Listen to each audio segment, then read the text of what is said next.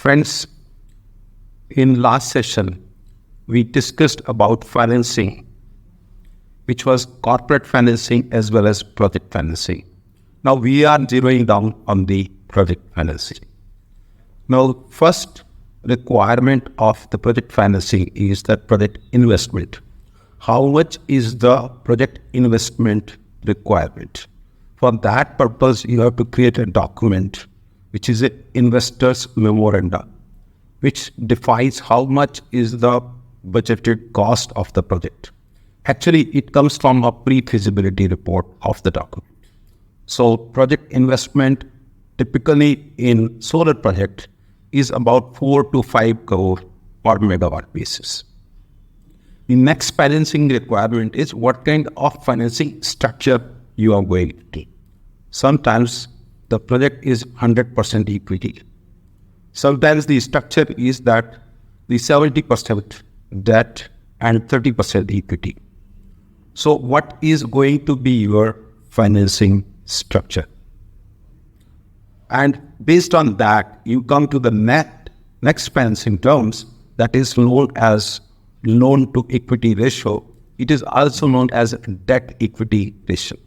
If your project is having 70% debt and 30% equity, typically, then it is known as debt equity ratio.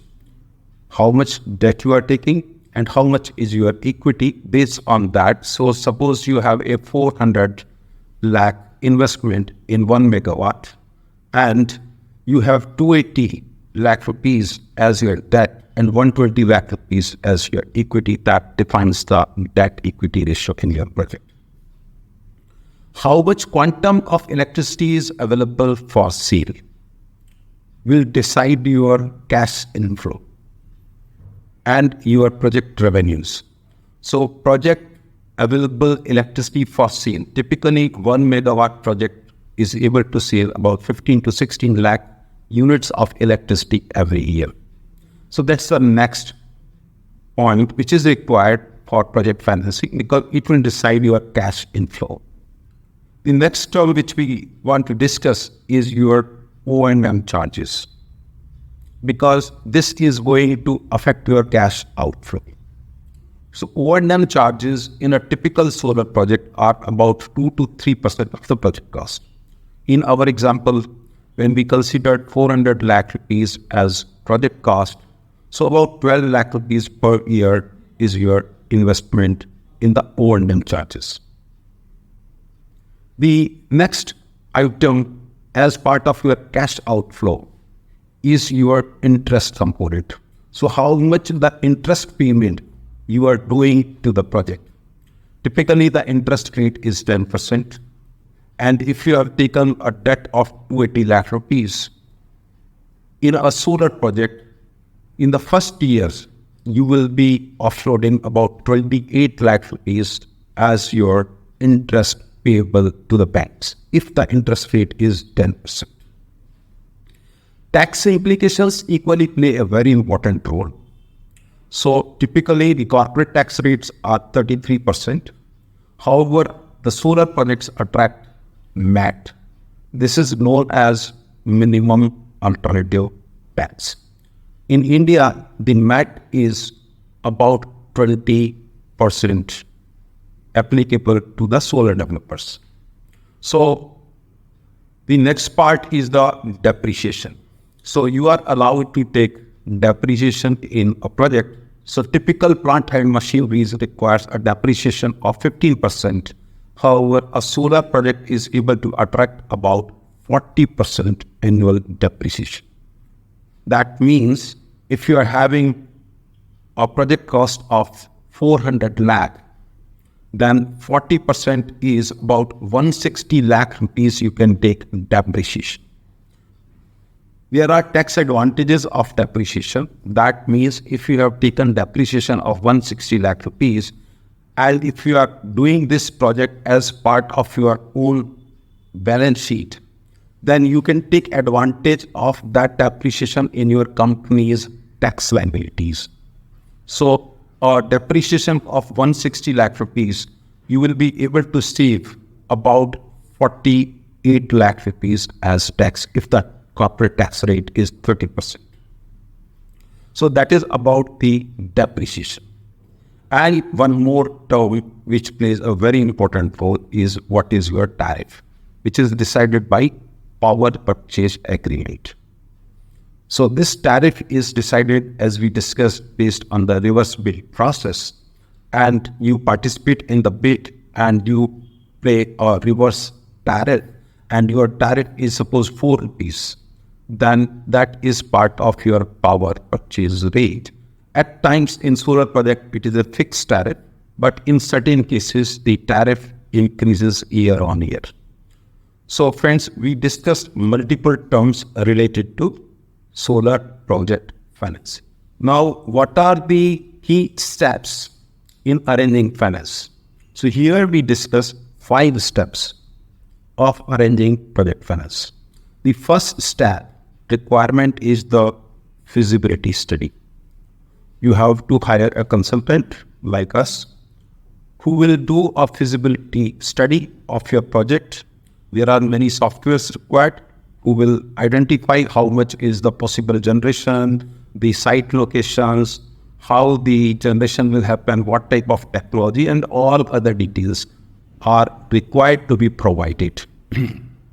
There are various terms like probability of generation, P90 or P50 type of generation. Those things will also be part of your feasibility report.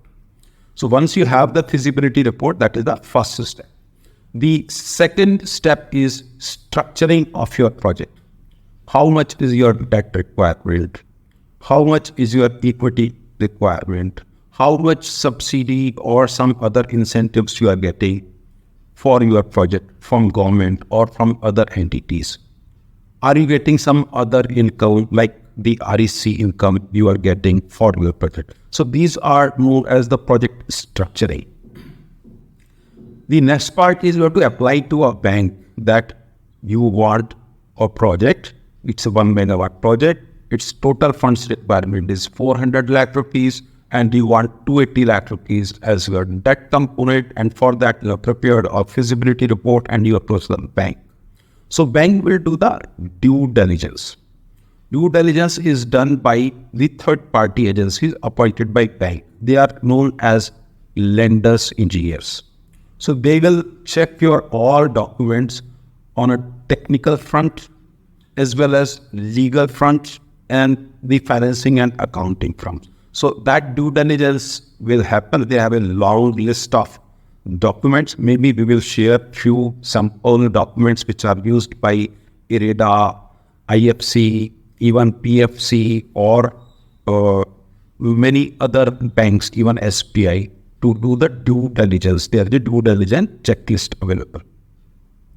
Then once you have the documentation submitted as part of due diligence to the financing institutions, they will do the assessment, and once the third party assessment reports are available, they will lead to the disbursement of the loan. And once the loan is disbursed to you, you start executing the project. The first requirement is bank will ask you to infuse your own capital. And once you infuse your own capital, then the debtor will also provide you the debt component. And these are the 5 steps. Feasibility report preparation. Then you have the structuring of the project, the due diligence, disbursement, and monitoring. It is not only the project proponent who monitors the project progress, it is also monitored by the banks, because your stake is 30% only, while bank's stake is 70%. So very important skill is also in the game by the finance. Next, we will see that how the banks do the due diligence. Once the bank has done the due diligence, what all are the sources available for arranging the debt? In India, we have various options for arranging this debt. So I will discuss 5 banks who are actively investing and providing debt. The first bank is SBI, State Bank of India. They have the line of credit of World Bank which is providing you debt component. They have a separate dedicated solar vertical. Another bank available who is financing solar projects is the ICICI Bank. They also do financing. It's a private bank as compared to SBI. You can go to a private bank where you will get a bit, faster responses, but their interest rate will be higher as compared to SBI. You will also get financing through PNB, Punjab National Bank, the Bank of Baroda. You have Yes Bank, and many other banks are available for getting the debt on your solar project. There are some constraints that few banks will not like to give you lending for a small ticket size. Suppose you have 1 or 2 megawatt project, then it will be difficult for larger banks. They want a project should be more. But I tell you, SBI is able to give you financing for a minimum capacity of 1 megawatt. Even if you have rooftop projects of smaller capacity, but if you have aggregate capacity of 1 megawatt, you can get the rooftop financing also from SBI. Now coming to the equity part of the financing. As we discussed, the finance is available in terms of debt. We also get financing for equity. The way the due diligence is done by the bank, in the same fashion, the equity financing is also done by the private equity players. There are various players available in Indian market who are providing you the equity support. We will list down some of those equity players for your reference in our slides. However, the due diligence is also done by the equity players. They will also take your generation report, they will see your feasibility report, they will also do the due diligence report. And if they have done the disbursement, then they will also do the monitoring of the project. So debt, arranging equity, these are part of the project finance.